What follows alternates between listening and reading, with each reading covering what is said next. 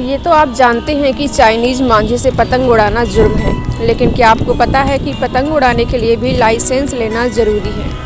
इतना ही नहीं, लापरवाही से पतंग उड़ाने पर भी आपको 2 साल की सज़ा हो सकती है और 10 लाख रुपए का जुर्माना भरना पड़ सकता है। इससे भी ज़्यादा चौंकाने वाली बात यह है कि इंडियन एयरक्राफ्ट एक्ट 1934 के अनुसार पतंग को एयरक्राफ्ट की श्रेणी में शामिल किया गया है। अगर लापरवाही से पतंग उड़ाई जाए और इससे किसी को नुकसान होता है तो एक्ट की धारा 11 के तहत पतंग उड़ाने वाले को 2 साल की सज़ा हो सकती है या 10 लाख रुपए तक का जुर्माना लगाया जा सकता है। जानकारों का कहना है कि ये कानून अंग्रेजों ने पतंग और गुब्बारों के माध्यम से क्रांतिकारियों के बीच एक दूसरे को संदेश भेजने की प्रक्रिया बंद करने के लिए बनाया था, जो अब बेकार हो चुका है। इसके बावजूद इस कानून को रद्द नहीं किया जा रहा।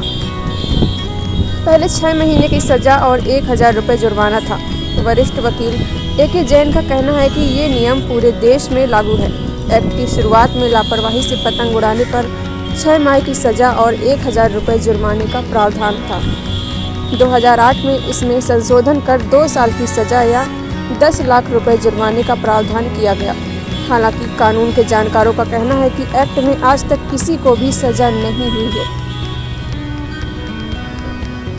एयरक्राफ्ट एक्ट 1934 की धारा 2(1) में है कि वायुयान का मतलब ऐसी किसी मशीन से है जो वातावरण से वायु की प्रतिक्रिया द्वारा ऊंचाई प्राप्त कर सकती है। इसके तहत गुब्बारे, हवा में उड़ने वाली स्थिर अस्थिर मशीन, पतंग, ग्लाइडर और उड्डयन मशीनें आती हैं।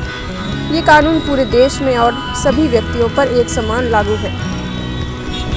कुछ समय पहले देश की 5 यूनिवर्सिटी और कॉलेज के 224 स्टूडेंट ने NGO centre for civil society के सहयोग से एविएशन मिनिस्टर अशोक गणपति राजू और DGCO को पत्र लिखा।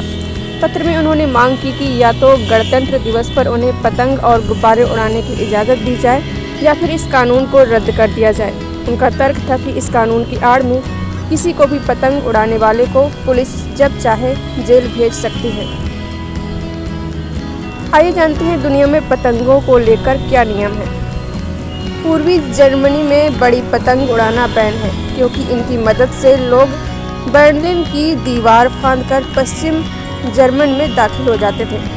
1760 से जापान में पतंगबाजी बैन कर दी गई, क्योंकि इससे काम प्रभावित होने लगा था।